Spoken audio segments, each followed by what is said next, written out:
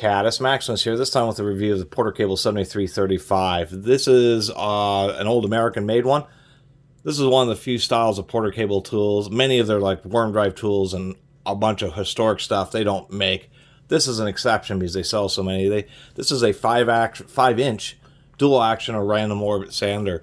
And for some reason, I'm not exactly sure why, but when it's an electrically powered tool, they call it random orbit. But when it's air powered, they call it dual action. They're both the same thing.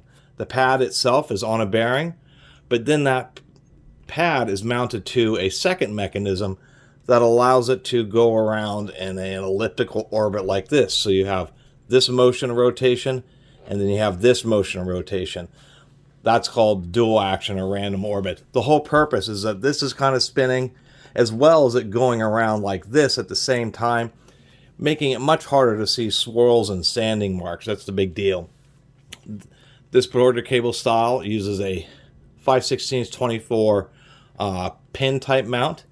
And what is less common is that there is actually a sanding accessory here, a kind of a hood that just attaches right here in order to reduce the amount of dust, because this has no internal airflow, even though the pad I got does have holes.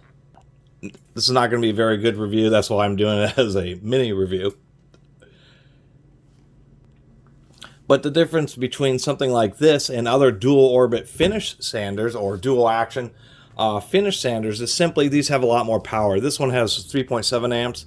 The newer ones are 4.5 amps, and I think they're actually the 7345 5-inch version. They also make 6-inch versions. Lots of people just put 6-inch pads on, but the counterweight's actually balanced for a 5-inch pad. But I believe that if you just want to use it with 6-inch, you can order a newer counterweight.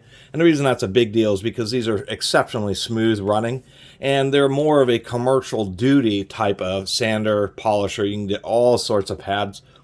Most times you'll use adhesive backed. In this case, I actually ordered a hook and loop, because I happen to have just a bunch of these old hook and loop pads, which are way too big. These are like 7-inch ones, but they still work. Super smooth. You can use a side handle.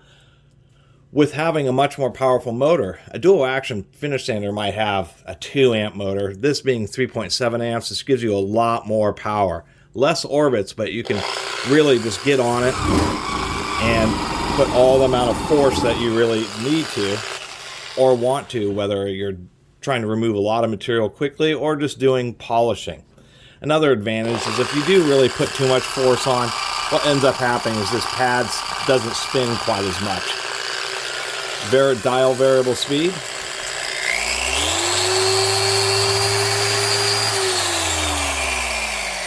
Really a pretty smooth operator, and that's the big deal about this type of sander. And the Porter Cable is like the renowned one. When Harbor Freight came out with theirs, it looks like an exact knockoff. Most of the ones appear to be a knockoff of this classic Porter Cable. I could do it. My air compressor is giving me trouble. I don't know much of it. It's a microscopic compressor. Not much in the gearbox because it's like an angle grinder. It's just a motor and a single bevel gear. A couple of bearings. Go down to the mounting or the counterweight mechanism. Then you have a second spindle in there. But these are they're a bit heavier. They're just heavier duty, and they can take a lot more material off if that's what you're interested in, because you can just put so much force on them. They're designed, this has this kind of odd head shape on it. It's really just so you can grab it, so you can either use it like this or use it without a side handle and just hold it like this. Really, one of these is just essentially a staple. And even though they kind of call it an introductory polisher or sander, it's really, I think they retail for $120 to $140, still is a bit expensive. And you'd still probably be better off getting one of these old American-made ones versus one of the newer Chinese ones. Anyway, as far as replacing these wheels, it's really simple. You just get a 9/16 wrench, loosen that up, and that spins off. This is the primary output spindle. This is the one where the bearings tend to wear out the quickest because they just get pounded with dust. What's really interesting is you can just remove this counterweight, put a bolt in there, and then just pry this thing It has it has a moderate fit, so you can pry it right out, and they're just two bearings stacked on top of each other. Really easy to replace. And then as far as the dust cover, it just kind of sits on there like that. Not particularly my favorite design, but it generally seems to work. Put that dust hood on just to kind of demonstrate or to show, and this is one of the complaints and why you see there's actually quite a few YouTube videos of these porter cables, but the reason this dust cover is so rarely seen is one, I mean, it's made out of a soft plastic, so it tends to get beat up and even torn.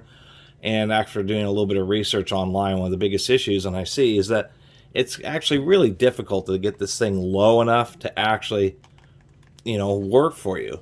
Because as soon as you get it far enough down, as I try to work it down, but as soon as you get it far enough down to where this lip actually is engaging the surface, so it's actually sucking the dust out, this thing is barely being held on. It either wants to fall off or get pushed back up. It appears that this section right here is slightly tapered, which means that it's annoying. That as it pushes up, it actually gets looser and looser and easier to move around. And that's really one of the biggest criticisms of this dust collector hood, is it just doesn't work particularly well.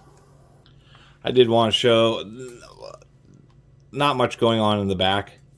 You have your variable speed control. The switch actually has this slider which connects to a surface mount. This is like an off-the-shelf type of, it's not a toggle switch, a slide switch. And so this switch, you don't have to order a special porter cable one. You just go online and find one that's, handles enough amps. Pretty easy to change the power cord. What I thought is hilarious is try to keep dust out of the switch. They just put electrical tape around it, and around the variable speed control, what they've done is they put electrical tape around this and poked a couple holes to push the wires through, and that's what they're using as seals, which is kind of funny. And finally, I don't know if I mentioned, besides all the different, polishing, buffing, foam pads, hook and loop, usually with these types of sanders, as with their DA called counterparts, air tool counterparts, is usually it's a smooth pad, and then you use glue or adhesive backed. Those are much more common, just because hook and loop tends to wear out, and then you're having to replace this whole backing pad. So in production environments where you're doing a lot of sanding and replacing a lot of pads, you tend to go with adhesive back, because then you don't have to worry about the hook and loop itself wearing out. Kind of comical having such a big piece of sandpaper, but that's one of the nice things about these sanders, and it tends to work out a little bit better with hook and loop, is you can just use a big old oversized piece of sandpaper. Still works just fine. Just be careful of that edge. Anyway, that was my cheesy little video. Should have been a lot better about the 7335. This is a pretty iconic sander. These old American-made ones go for anywhere from $50 to $100 on eBay,